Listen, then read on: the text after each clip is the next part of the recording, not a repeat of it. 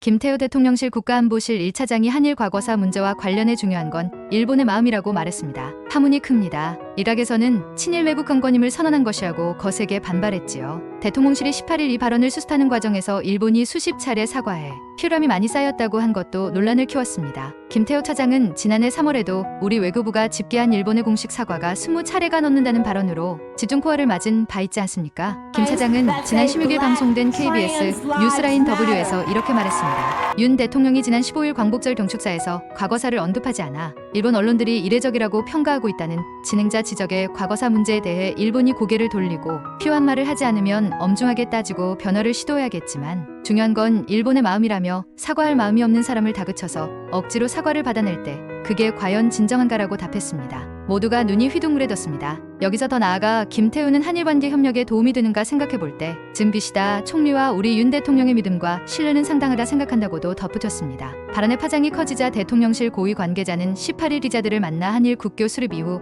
수십 차례에 걸쳐 일본 정부의 공식적 과거 식민지 지배에 대한 사과가 있었고 그러한 사과가 피로감이 많이 쌓였다며 새 시대를 열어가는 한미일 관계가 대한민국 기업과 국민에게 안겨주고 있는 여러 혜택과 기회 요인들을 함께 평가해야 된다고 말했습니다. 지난해 김 차장이 언론 인터뷰에서 했던 20차례 넘는 사과 발언의 연장입니다. 당시에도 정치권에선 김 차장의 발언을 두고 일본 입장에서 현실을 호도한다는 비판이 쏟아진 바 있습니다. 김 차장은 스스로 친일 매국 경권임을 선언한 겁니다. 대통령의 친일 행각을 정당화하려 스스로 이완용의 후회를 자처하겠다니 참으로 한심하지 않습니까? 대통령실은 이제 일본의 피로도까지 걱정해주는 충성스러운 신하같이 굴고 있어요. 국민들은 기꺼이 피로감을 감수할 수 있다고 생각합니다. 피곤한 건 김태호 차장 같은 친일 인사들 아닙니까? 전문가들도 김 차장의 역사 인식을 비판하고 있지요. 양기호 성공회대 교수는 한미일 협력이라는 결과물을 만들면 되는 거지 사과와 같은 과정이 뭐가 중요하냐는 인식에서 비롯한 발언이라며 그러나 과정을 포기하며 얻어낸 결과물도 결국 우리가 퍼주기만 했을 뿐 얻어낸 것은 없는 상황이라고 지적했습니다. 강창일 전 주일대사는 일본이 한 번도 반성이라는 말을 안 쓰고 있다. 일본의 마음이 뭐라고 생각하는지 묻고 싶다고 지적하고 있습니다.